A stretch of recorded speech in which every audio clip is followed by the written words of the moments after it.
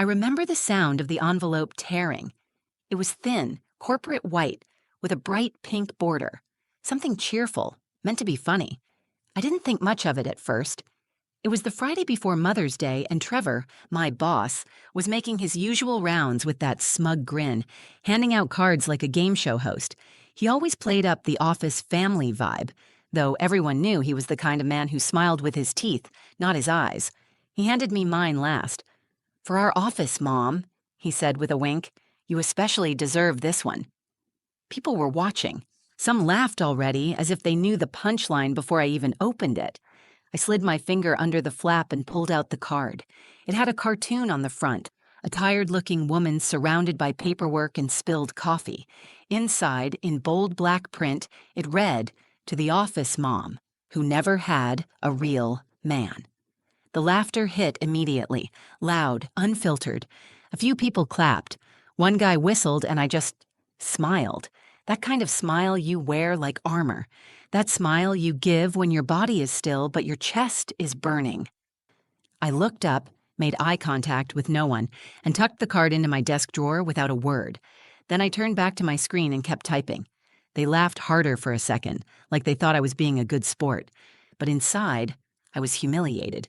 Not because I cared what Trevor thought, not because of the joke itself, but because everyone laughed. Every single person, even the ones who used to eat lunch with me, even the women. No one said, "Hey, that's out of line." No one said anything. And that silence, that hurt worse than the card. You should probably know a few things about me. My name's Alira James. I'm 42, a single mom. Been working at this insurance firm for 8 years. I've never been late, never taken more than 3 sick days, and I bring in some of the highest client satisfaction scores in the region. I'm not flashy. I'm not loud. I don't go to happy hour or wear heels that click. I just do my job, and I do it well. People call me the dependable one, sometimes the office mom, like it's a compliment. But it's just another way of saying I make things easier for everyone else, while expecting nothing in return. And I've learned that when you're that person, reliable, patient, quiet, people think they can disrespect you without consequence. But what they don't realize is, I remember everything. The night I got home late, my son Liam was already on the couch with his homework. He looked up and gave me this lazy grin that melted everything heavy off my shoulders. "Long day?" he asked. I wanted to say your mom's dignity got served on a silver tray today, but I just nodded. "You could say that." He made tea for me, sat with me, didn't pry, just stayed close. That's who he is. 17, wise beyond his years, always watching. After he went to bed, I stared at the card again. I had pulled it out of my purse without even meaning to. I looked at the ink, the smugness behind it, the careless laughter it sparked. And then I thought about something my Uncle Reggie once told me. Dignity is heavy. Only a few can carry it for long. But when you do, people remember. So I made a decision. I wasn't going to lash out. I wasn't going to cry in a bathroom stall or report it to HR, only to get a condescending email about appropriate humor in the workplace. I was going to keep working, but I would do it sharper, with my eyes wide open, and I would wait. Because sometimes the best response isn't a clapback, it's a promotion. People always say your workplace isn't supposed to be personal, but when you spend more time with your coworkers than your own family, it becomes personal, whether you want it to or not. I work at Monarch Life, a mid-size insurance firm in the quieter suburbs of Columbus, Ohio. Not flashy, not fancy. Gray cubicles, coffee that tastes like burnt wood, and one break-room microwave that sings like a dying robot. It's a typical office. Some people come here to climb, others just coast. Me? I came to survive. I started 8 years ago as a temp, answering phones and filing claims. It was supposed to be a 6-month gig to hold me over after my divorce. My son, Liam, was 9 at the time and starting to ask questions I wasn't ready to answer, like, "Why doesn't Dad come around anymore?" And "Are you happy?" Back then, I didn't know what happiness looked like. But I knew what stability was. I knew what rent costs and what medical bills look like when your kid gets pneumonia in the middle of December. So I stayed, and I worked. Hard. Eventually, they offered me a permanent spot, then a small promotion, then a raise. But no matter how long I've been here or how much I've done, I've never really been seen. I'm the one who remembers birthdays. I refill the paper in the printer. I order cakes when someone gets promoted and organize cards when someone's dog dies. They call me the office mom, and I let them. Because I've learned that being kind doesn't mean being weak. And being invisible? Sometimes that's power in disguise. My boss, Trevor Miles, doesn't see it that way, though. He's been with the company since the late 90s. Still thinks wearing a Bluetooth headset clipped to his ear makes him look important. He loves golf metaphors, hates being questioned, and has a habit of leaning over your desk just a little too close when he talks. He treats the office like it's a locker room. If you can't take a joke, you're labeled sensitive. If you do your job well but don't play into his ego, you're cold. If you don't laugh at his borderline comments, you're no fun. I learned to navigate him the way you'd walk across a frozen pond, quietly, carefully, always with your weight spread evenly just in case it cracks. My coworkers? They're not bad people, most of them anyway. There's Amanda, 2 desks down, early 30s, always chewing gum and gossiping, but she once brought soup when I had a cold. Jay, from IT, who has 2 kids and plays bass in a dad band, he's kind, but when the card situation happened, he looked at his shoes. Then there are the others, those who float through the day, keeping their heads down, clocking in and out, laughter ready on demand for anyone higher up. Not cruel, just comfortable. Real support system waits for me at home. My son Liam is my world. 17, high school senior, barista on weekends, obsessed with indie films and ramen noodles. He's got this calm energy that makes me feel safe even when I'm the one paying the bills. He notices things, like when I skip dinner because I'm too tired, or when I change the subject too fast. The night after the card incident, he didn't ask what happened. He just handed me a cup of tea and said, "I'm proud of you, Mom, even when you're quiet." And then there's Gwen, my mother. She lives on the other side of town, still bakes casseroles, and still believes in writing checks for everything. She always tells me, "Let people talk. The ones worth knowing will listen without words." And Uncle Reggie, he's not my real uncle, just my dad's oldest friend. He's the only man who's ever truly seen me. He calls every Sunday like clockwork and says things like, "Keep your chin up." The storm don't last forever. He worked the line at a factory for 30 years. He knows what it means to be overlooked. So yeah, when I say I'm not surprised by what happened that Friday, I mean it. But that doesn't mean it didn't hurt. Because no matter how strong you are, no matter how thick your skin gets over the years, being laughed at by people who smile in your face still cuts deep. What they didn't know, though, what none of them saw coming, was that while they were laughing, I was paying attention, and I was about to make every single one of them remember my name. After that card, things didn't change, at least not on the surface. Trevor still strolled through the office like he owned it. People still laughed a little too hard at his jokes. I still brought the coffee filters when they ran out and refilled the paper in the copier when no one else did. But something shifted inside me. I stopped trying to belong.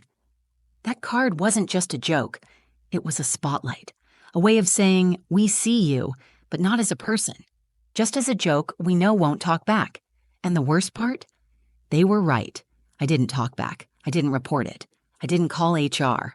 I kept working, kept my head down, kept moving. But this time, I was watching. And what I saw? Trevor was slipping. He was late on reports, made careless errors, and passed blame like a hot potato. More than once, I had to fix his numbers before they went up the chain. Once he deleted a correction I made to his quarterly budget sheet, and then snapped at me in front of a client when things didn't add up. But I had receipts. I always kept copies. The others? They noticed, too. Not openly.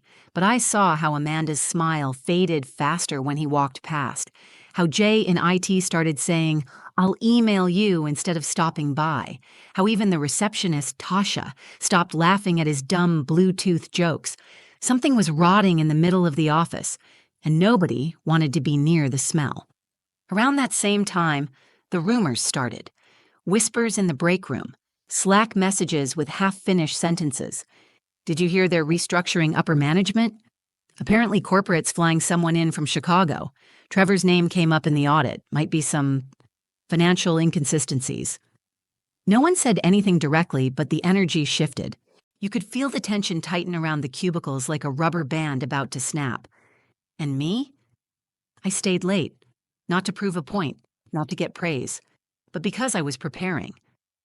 I started quietly reviewing our department's numbers, cross-checking Trevor's edits, making note of every red flag I'd ignored for years, client complaints he handled off the record, missing reimbursements, invoices that didn't line up. I created folders, labels, dates. I didn't plan to use them, but I had them. At home, Liam noticed. "You working overtime again?" he asked one night, leaning against the kitchen counter. "Not really, just double-checking a few things." He studied me like he always did, like he was trying to understand a language I wasn't ready to speak. "You're acting different," he said. "Not bad different, just focused." I smiled and handed him a bowl of soup. "Let's call it paying attention." The breaking point came quietly. A week before Corporate's rumored visit, Trevor called a team meeting. He stood in front of the projector with his usual cocky swagger and started assigning credit for a client account I had salvaged. He didn't mention my name once, not once, and no one corrected him.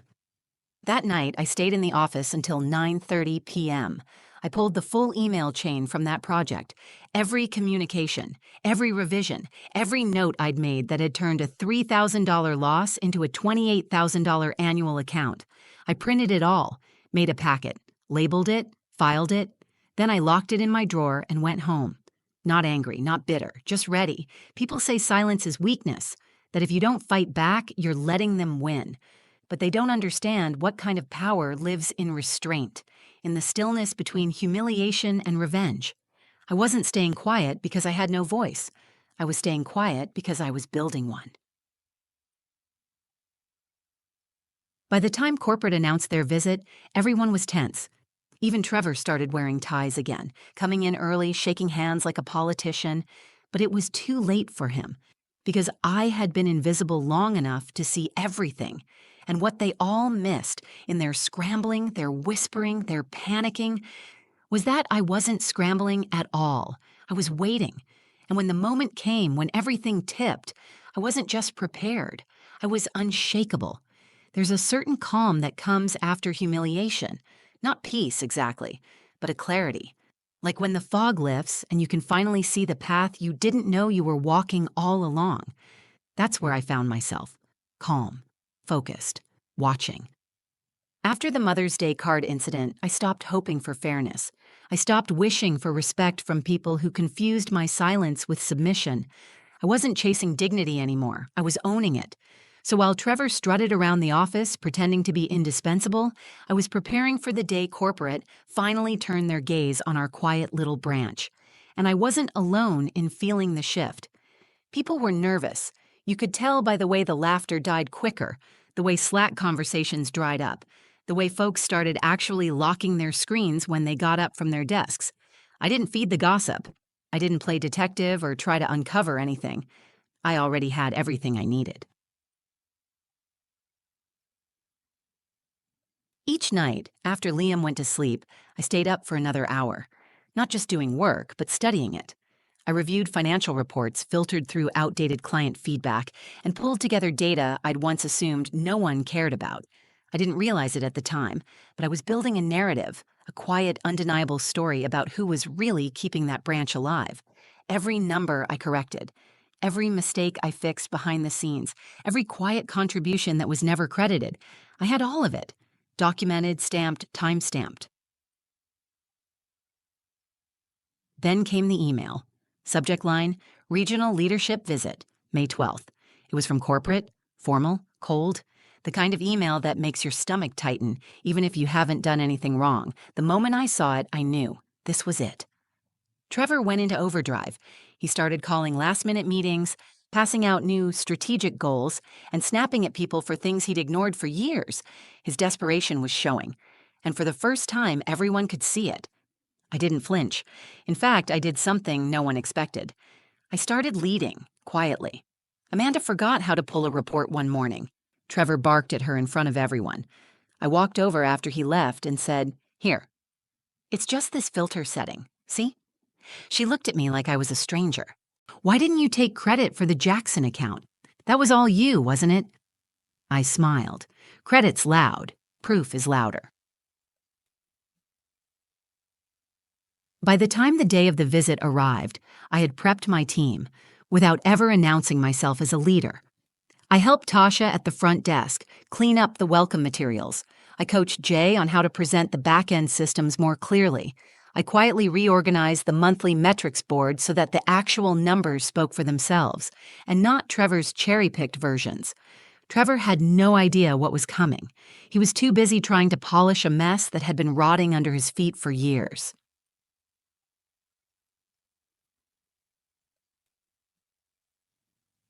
That morning, I wore navy slacks and a buttoned blouse.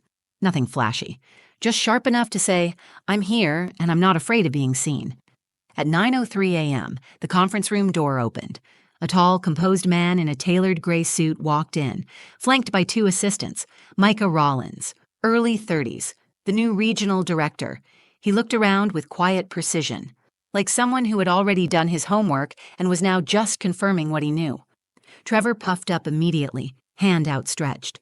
Trevor Miles, branch manager, let me give you the tour. Micah held up a hand, calm, sharp. I'll be speaking with Alira James first. You could hear a pin drop. Amanda's eyes widened. Jay blinked twice. Trevor froze, mid-smile, like someone had yanked the batteries out of his spine. And me? I stood, not fast, not flustered, just steady. I picked up the file I'd prepared, every correction, every contribution, every overlooked success, and walked past Trevor without a word. In that moment, I wasn't the office mom. I wasn't the quiet one. I was the woman who had carried that place on her back. And for the first time, everyone finally saw it. The hallway to the executive office was quiet, like the building itself was holding its breath. I walked beside Micah Rollins, the new regional director, while his assistants followed behind, clipboards in hand, eyes sharp but silent.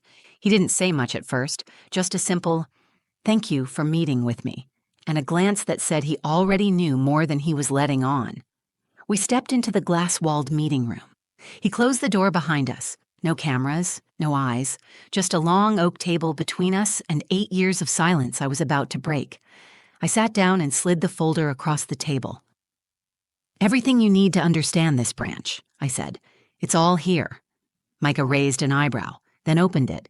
He flipped through pages slowly, quarterly metrics, emails, error corrections, client feedback, internal discrepancies, side-by-side documentation of every time I fixed something Trevor claimed as his own. He didn't say a word, just nodded slightly with each page, like he was confirming pieces of a puzzle already half complete in his mind. Then he looked up. How long have you been doing this without recognition? 8 years. He leaned back. And why didn't you speak up sooner? I met his eyes. Because I was working, not performing. I don't need to be seen to do my job, but I need to be respected to stay. That landed. He nodded once. Then he said the thing that changed everything. Alira, we've been watching this branch for months. Anonymous client complaints, budget inconsistencies, personnel issues. And your name came up, repeatedly, not in complaints, in quiet praise. He tapped the folder. This confirms what I already suspected. Trevor's time here is over. My breath caught, not from surprise, but from validation, from the sound of truth finally catching up to silence. Micah continued, we're restructuring, and we need someone who doesn't just do the job, but who knows the job, who has the respect of the team, even if they haven't said it out loud yet. He looked at me, steady and direct. You run this now. The room didn't spin. My heart didn't race. It just felt still. Like everything I'd carried for years had finally been set down. Micah stood, shook my hand, and said, we'll make this official by next week. Expect a formal offer and a new title. Interim branch director. He smiled. Not a corporate smile. A real one. You earned this. Word spread fast. Before I even got back to my desk, Amanda messaged me. Wait, did I just hear what I think I heard? Jay came by a few minutes later. Alira, I should have said something about the card, about everything. I'm sorry. I just nodded. It's handled. Trevor was called into a private meeting that same afternoon. When he emerged, his face was pale, his usual swagger gone. He didn't look at me, didn't speak, just packed his things quietly while the rest of the office found reasons to suddenly be very busy. The same people who had laughed at me now couldn't meet my eyes, but I wasn't angry. I didn't need revenge. I had my dignity, and now I had authority to match it.